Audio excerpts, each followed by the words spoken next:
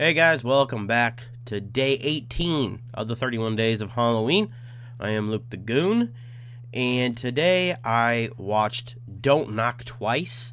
From everything I saw from the movie, it kind of looked like it would be one of those kind of corny modern horror films or whatever, but I was watching kind of a video that was like, 25 best horror films to see on Netflix, because I was just looking, couldn't find anything, and it showed up actually kind of high on the list, so I was like, yeah, I might as well give it a shot. And I guess you could say I'm glad I did. The film stars Katee Sackhoff from the Battlestar Galactica remake, and it is about her daughter and her friend go to this house they said like a witch lived there, and they knock this kind of door knocker that's got like a little kind of Black Phillip, goat's head on it, and they knock it. If you knock it twice, it kind of summons her, and she comes out and she takes you. And so they both do it, and they kind of laugh. They think it's a joke, but then it's like her boyfriend, her friend, whatever, gets kidnapped, gets taken. And so she's kind of scared, and her mother is in the process of trying to get her back. It's kind of like there's a lot going on.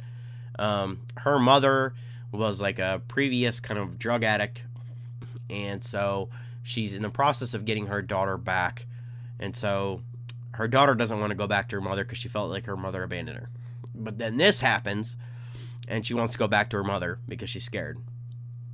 And basically from there, it's kind of like a little bit of a mystery. They're trying to figure out how to break the curse, and there's a lot of things, like she wasn't really a witch, and people just accused her of being a witch, and then there's all kinds of little intrigue, and then there's a big twist at the end that happens. I was thoroughly surprised by how good the movie is. It does a good job of building tension. There's not a whole lot of jump scares. There's a lot of kind of, something's going on. You hear some crying. They're walking around looking. And then it's more, like I said, there's not really any jump scares in the film. There are a little bit. There's a little bit of like them looking through an eye hole and then something pops up and, that kind of thing. I enjoyed kind of the lore that they did with the movie. Explaining the witch and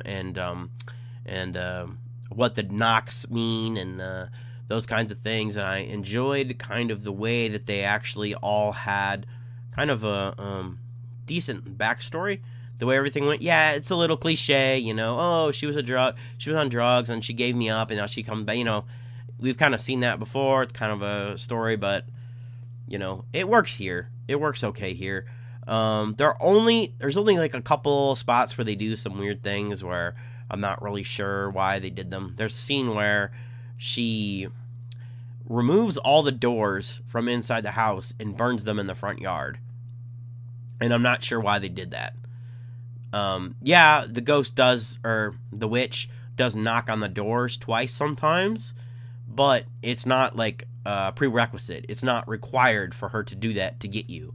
So I'm not sure why they did that in the movie. Maybe I missed it, but it wasn't clear to me why they did that. In terms of special effects, it's all pretty good. There's some pretty cool, like I like the more subtle scares that they do in the movie. There are a lot of like shadow. She's like a hag, the witch is, and she's kind of monstrous in a way. If that makes sense. She's got real thin arms and kind of a bigger body and really tall. At least some shots of her. That's the other thing. The shots of her are a little inconsistent. Because there's one where she's got kind of like her shoulders like that, and then there's one where she's that creature I was just talking about. So I guess she's a witch. She can take on several forms. I did like the kind of twist that they did in there as well.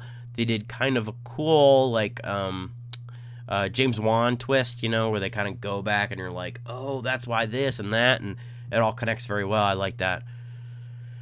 So for me, it's probably just an average 3 out of 5. For me, that's good. It's worth watching for sure, especially, if you're just looking for something to watch. It's on Netflix.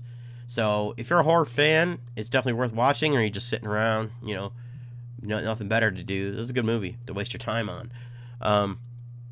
So like I said, 3 out of 5. Solid. For tomorrow, I am going to watch the Sorority Row remake. I avoided it, I think, for a long time, but I've kind of seen the little bits of the reviews. Like I said, I don't like to look at reviews, but I saw a little bit of, star ratings, basically, and it's rated pretty high, and I've heard a lot of people say it's fun, so I'm not big on remakes, but I'll give this one a shot, So that'll be for tomorrow. So thank you guys for watching. Like the video if you've made it this far. Subscribe. I've got, a bunch more reviews coming up. And I should mention that I have been watching Creepshow, and I will be doing a full season review. I was going to do episode to episode, but I think I'll just do it in one big video. So, anyway, thank you for watching, and I'll see you guys tomorrow.